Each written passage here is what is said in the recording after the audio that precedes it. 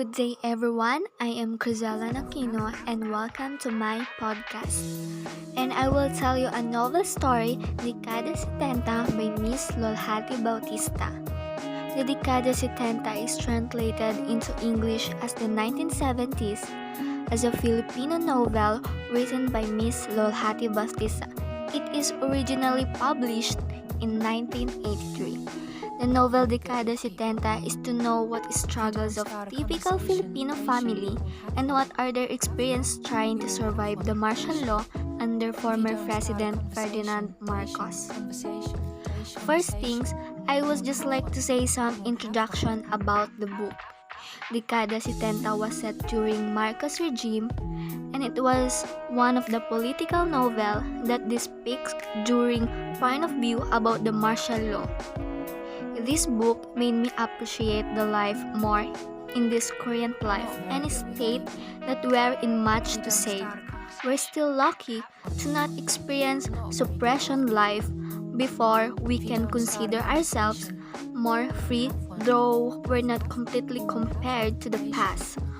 Poverty is still rapidly increasing and more people are still dying. However, we must be thankful that we can now get to voice out our opinions anytime and anywhere.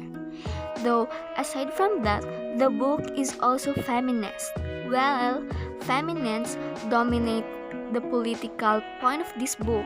It tackles and narrates how women struggled to live as a woman, not just a wife, especially during the time when women, being equal to men, was still concept. The book indeed is such a powerful tool and eye-opener to all women, especially housewives and mothers, to know their rights and discover own capabilities as a woman. I am not familiar to the time that this book was written. I did not personally experience martial law, but I know some stories from the book and the stories of the people from that time.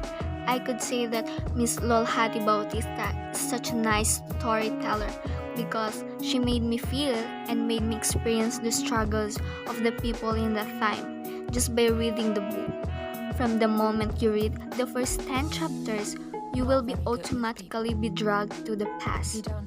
There are more than just one character in this story.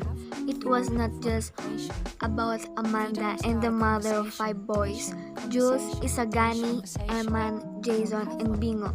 It was about Filipino families who live in the most horrifying times of their lives. The character, despite being written by just one person, made their own characteristic and personality in the book. The 5 Bartholomew brothers, children of Amanda and Julian, are all different because they have their own life and choices. They create their own path and in life. The Bartholomew family's blissful and normal life, but it changed when Philippine President Ferdinand Marcos declared martial law. They struggled and faced the changes that empowered men Filipino to rise against the Marcos government. Amanda showed her stand as a woman, having wanted to achieve other things than being just a housewife. Also during martial law, Jules, the eldest son, began to be exposed in such rebellious acts.